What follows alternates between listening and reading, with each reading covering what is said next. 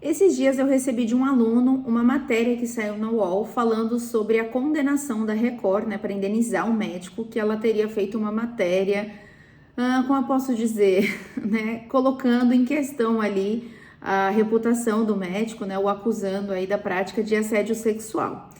E quando ele compartilhou, ele até perguntou: seria um exemplo, né, de utilização do seguro de responsabilidade civil profissional? O que você acha?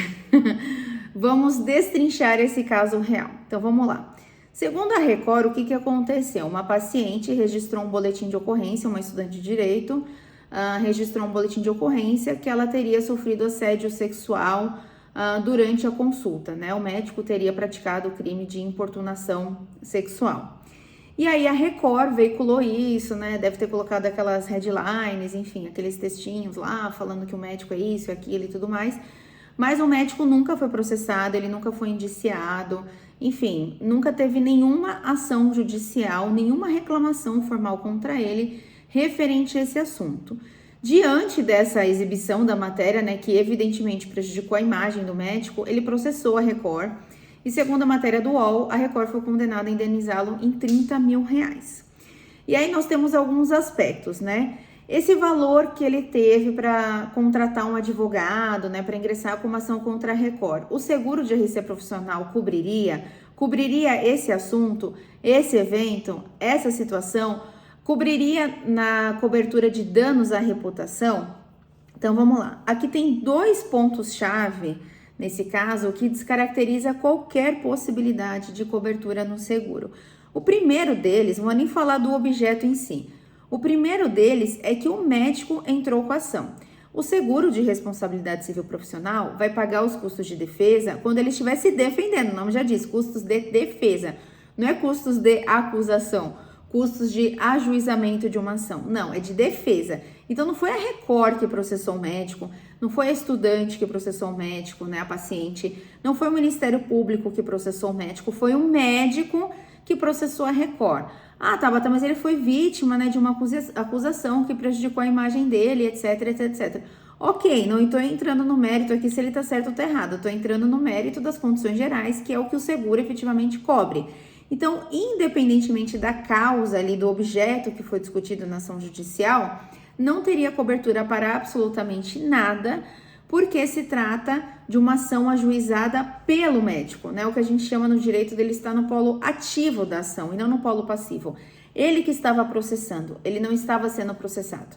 Então, o seguro, ele cobre em algumas situações quando o médico estiver sendo processado, né? Então, os custos para ele se defender dessa ação judicial. Outro ponto desse caso, o objeto, né, da questão aí é a acusação de assédio sexual. O seguro exclui expressamente qualquer reclamação relacionada a assédio sexual. Então, digamos que a paciente estivesse processando ele pedindo uma indenização civil, ou ele estivesse sendo processado criminalmente, ou ele estivesse respondendo um procedimento disciplinar no Conselho Regional de Medicina, nada, absolutamente nada disso teria cobertura na apólice para os custos de defesa, nem para eventual condenação de indenização civil. Ah, Tabata, mas e se ele for absolvido, ele era inocente, coitado? Não importa, a seguradora ela não quer entrar nesse mérito, se ele cometeu ou não cometeu esse fato, ela não quer se envolver, então isso não é um risco coberto na apólice. Simples assim, tá? Então não é questão dele ser culpado ou ser inocente, é um risco que não tem cobertura na apólice. E a cobertura de danos à reputação, despesas de publicidade, gerenciamento de crise, cada seguradora chama de um jeito, né? Mas todas elas têm o mesmo significado, que é quando sai na imprensa, né? Tem uma veiculação grande, tem, como eu posso dizer? Repercussão, essa é a palavra que eu estava procurando.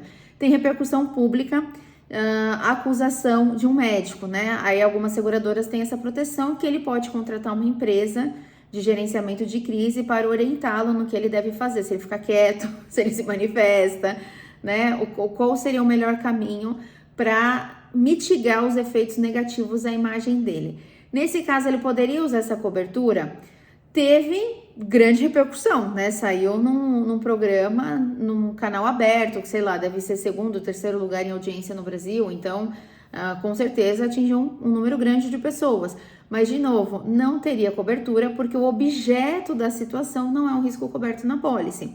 Para usar a cobertura de danos à reputação, despesas de publicidade, precisa ser a repercussão de uma reclamação coberta na pólice, então de um evento que teria cobertura na pólice, né, numa ação judicial. O assédio sexual não teria cobertura na pólice, então por isso que não teria cobertura. Então nesse caso, primeira coisa que elimina qualquer possibilidade de falar em seguro, foi ele que ingressou com a ação judicial.